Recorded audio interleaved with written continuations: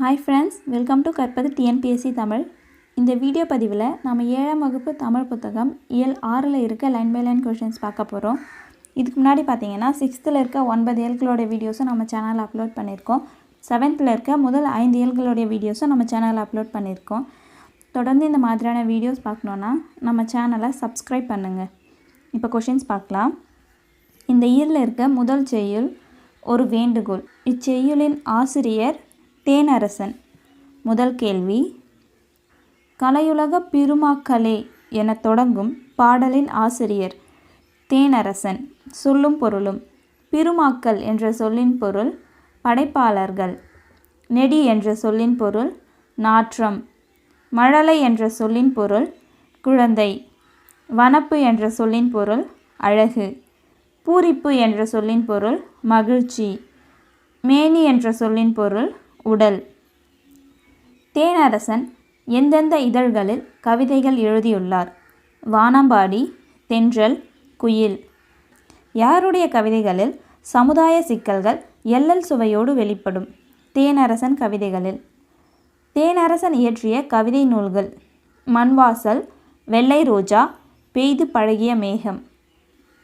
ஒரு வேண்டுகோள் என்ற கவிதை தொகுப்பு இடம்பெற்றுள்ள நூல் பெய்து பழகிய மேகம். Book back questions. மயிலும் மானும் வனத்திற்கு டேஷ் தருகின்றன. வனப்பு தருகின்றன. மிளகாய் வற்றலின் டேஷ் தும்மலை வரவழைக்கும். மிளகாய் வற்றலின் நெடி தும்மலை வரவழைக்கும். அன்னை தான் பெற்ற டேஷ் சிரிப்பில் மகிழ்ச்சி அடைகிறார். தான் பெற்ற மழலையின் சிரிப்பில் மகிழ்ச்சி அடைகிறார். வனப்பில்லை என்ற சொல்லை பிரித்தியோத கிடைப்பது வனப்பு கூட்டல் இல்லை. வார்ப்பு கூட்டல் எனில் என்பதை சேர்த்தியோத கிடைப்பது வார்ப்பெனில். இந்த இயலில் இருக்க 2வது செய்யுள் கீரை பாத்தியும் குதிரையும். இந்த இரட்டொரு மொழிதலின் ஆசிரியர் காளமேக புலவர். ஒரே பாடலில் 2 பொருள் தோன்றும்படி பாடப்படுவது இரட்டொரு மொழிதல். சிலடை என்றும் அழைக்கப்படுவது இரட்டொரு மொழிதல். கட்டி அடிக்கையால் கால்மாறி பாய்கையால் என்ற பாடலின் ஆசிரியர் காளமேக புலவர். அடுத்து சொல்லும் பொருளும். வன்கீரை என்ற சொல்லின் பொருள் வளமான கீரை. முட்டப்போய் என்ற சொல்லின் பொருள் முழுதாகச் சென்று. மறித்தல் என்ற சொல்லின் பொருள் தடுத்தல். பரி என்ற சொல்லின் பொருள் குதிரை. கால் என்ற சொல்லின் பொருள் வாய்க்கால், குதிரையின் கால். காளமேக புலவரின் இயற்பெயர் வரதன். மேகம் மழை பொழிவது போல கவிதைகளை விரைந்து பாடியதால் இவர் காளமேக புலவர் என அழைக்கப்பட்டார். திருவானைக்கா உலா, சரஸ்வதி மாலை, பரபிரம்ம விளக்கம், சித்திர மடல் ஆகிய நூல்களை எழுதியவர் காளமேக புலவர். Book back questions. ஏற பரியாகுமே என்னும் தொடரில் பரி என்பதன் பொருள் குதிரை. பொருந்தாத ஓசையுடைய சொல் திரும்புகையில். வன்கீரை எனும் சொல்லை பிரித்து எழுத கிடைப்பது வன்மை கூட்டல் கீரை. கட்டி கூட்டல் அடித்தல் என்பதை சேர்த்து எழுத கிடைப்பது கட்டியடித்தல். இந்த இயலில் இருக்க 3வது பாடம் பேசும் ஓவியங்கள். ஆயக்கலைகள் மொத்தம் எத்தனை? 64. நுண்கலைகளுள் முதன்மையாக வைத்து கருதப்படுவது எது? ஓவியக்கலை. பழங்கால மனிதர்கள் எங்கு வாழ்ந்து வந்தனர்? குகைகளில் வாழ்ந்து வந்தனர். குகை ஓவியங்கள் பெரும்பாலும் எவ்வாறு இருக்கும்? கோட்டோவியமாக இருக்கும். சுவர் ஓவியம் காணப்படும் இடம் சித்தன்னவாசல். சுவர் ஓவியங்கள் ஏராளமாக காணப்படும் இடம் தஞ்சை பெரிய கோவில். நாயன்மார்களில் ஒருவரான சுந்தரரின் வாழ்க்கை நிகழ்வுகளாக வரையப்பட்டுள்ள ஓவியம் சுவர் ஓவியம். ஓவியம் வரைய பயன்படும் துணியை எவ்வாறு அழைப்பர்? எழினி, திரைச்சீலை, கிழி, படாம். சீவக சிந்தாமணி எனும் காப்பியத்தில் குணமாலை எனும் தலைவி யானையை கண்டு அஞ்சிய காட்சியை யார் துணியில் வரைந்ததாக கூறப்படுகிறது? சீவகன் துணியில் வரைந்ததாக கூறப்படுகிறது. கலம்காரி ஓவியங்கள் என்று அழைக்கப்படுவது துணி ஓவியம். தமிழகம் மற்றும் ஆந்திராவில் துணி ஓவியங்களை எவ்வாறு ஓவியர்கள் வரைந்து வருகின்றனர்? கலம்காரி ஓவியங்கள் என்ற பெயரில் வரைந்து வருகின்றனர். புனையா ஓவியங்கள் பற்றி நம் இலக்கியங்கள் கூறும் செய்திகள். புனையா ஓவியம் கடுப்பு புனைவில் என்று நெடுநல் வாடை பாடலில் குறிப்பிடப்பட்டுள்ளது. புனையா ஓவியம் புறம்போந்தன்ன என்ற வரி மணிமேகலையில் இடம்பெற்றுள்ளது. ஓலை சுவடிகளில் எழுத்தாணிகளை கொண்டு கோட்டோவியமாக வரையப்படும் ஓவியம் ஓலைச்சுவடி ஓவியம். இவை பெரும்பாலும் இதிகாசம் மற்றும் புராண காட்சிகளாகவே உள்ளன. ஓலைச்சுவடி ஓவியத்தை தஞ்சாவூர் சரஸ்வதி மகால் நூலகத்தில் காணலாம். செப்பேட்டு ஓவியம் மன்னர்களின் ஆணைகளையும் அரசு ஆவணங்களையும் செப்பேடுகளில் பொறிப்பது வழக்கம். இவை உளி கொண்டு வரைகோடுகளாக வரையப்பட்டது. பொதுவாக நீர்நிலைகள், செடி கொடிகள், பறவைகள், விலங்குகள், குறியீடுகள் போன்றவையாக செப்பேட்டு ஓவியம் காணப்படுகிறது. ஓவிய மண்டபத்தில் பல வகை ஓவியங்கள் வரையப்பட்டிருந்தன. ஓவியங்கள் குறித்து அறிந்தோர் அறியாதவர்களுக்கு விளக்கி கூறினர் என்ற செய்தி இடம்பெற்றுள்ள நூல் பரிபாடல்.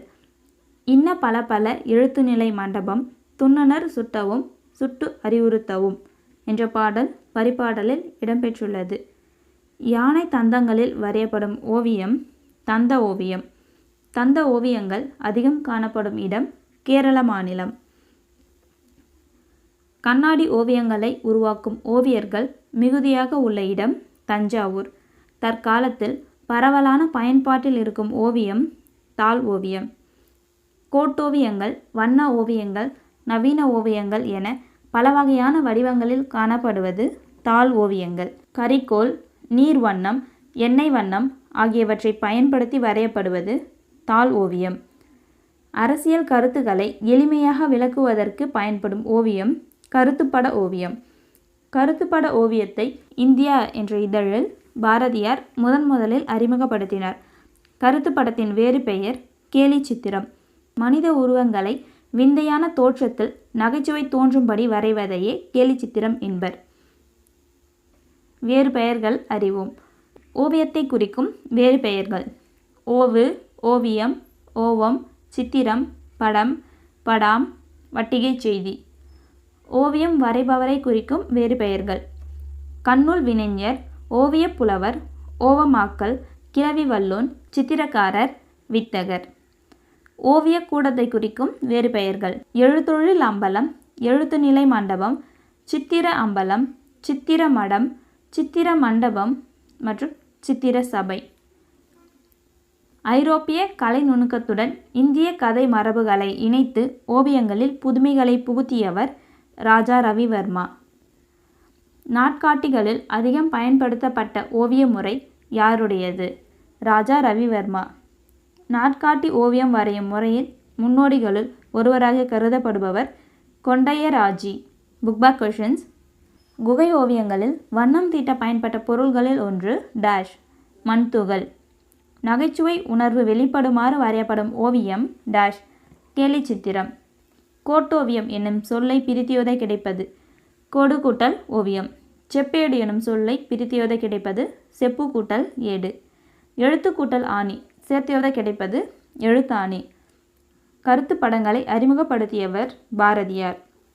கலம்காரி ஓவியம் என்று அழைக்கப்படுவது துணி ஓவியம். மன்னர்களின் ஆணைகளையும் அரசு ஆவணங்களையும் டேஷ் மீது பொறித்து பாதுகாத்தனர். செப்பேடு மீது பொறித்து பாதுகாத்தனர்.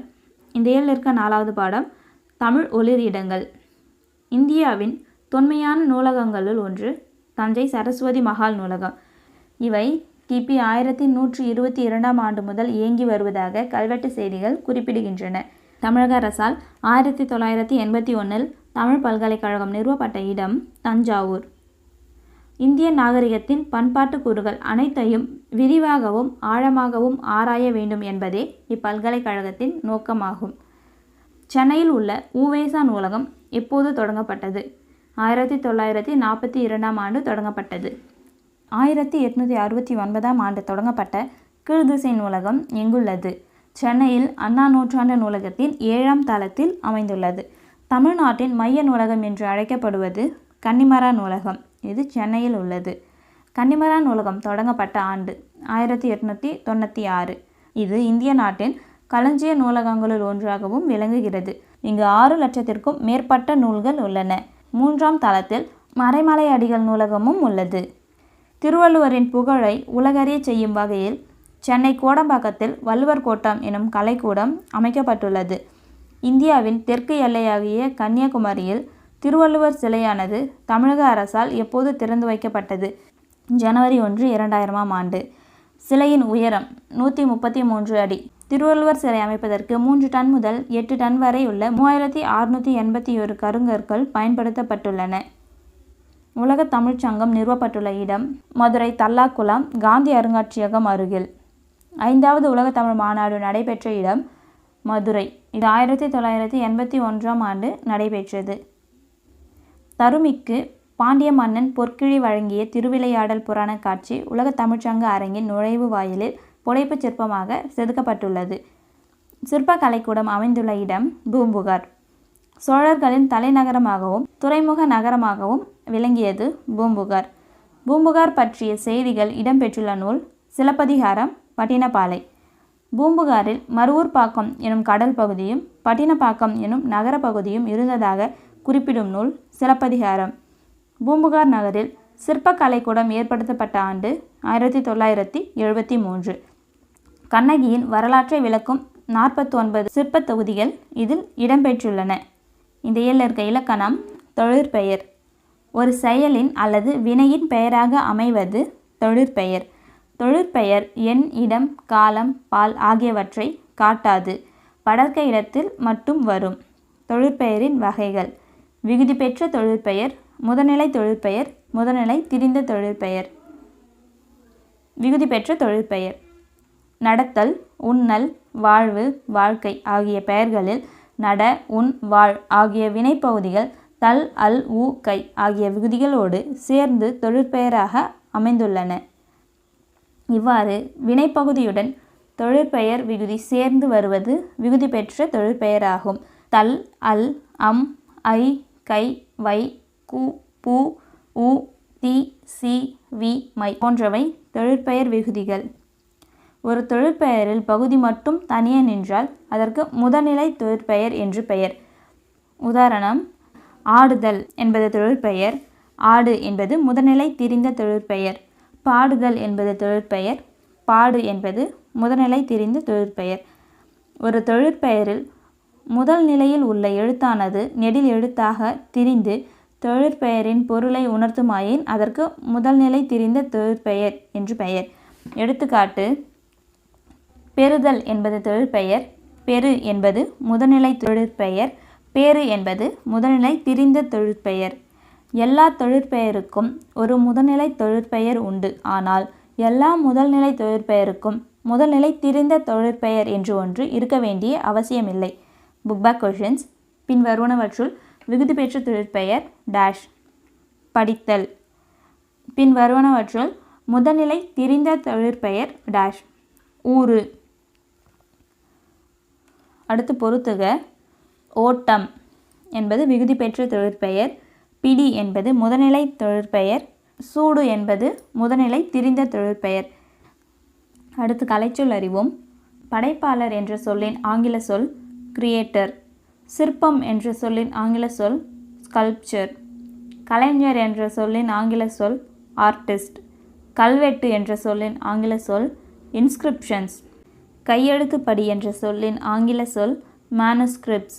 அழகியல் என்ற சொல்லின் ஆங்கில சொல் எஸ்தட்டிக்ஸ்.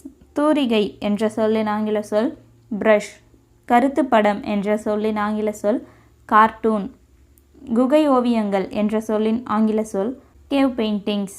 நவீன ஓவியம் என்ற சொல்லின் ஆங்கில சொல் மாடர்ன் ஆர்ட்.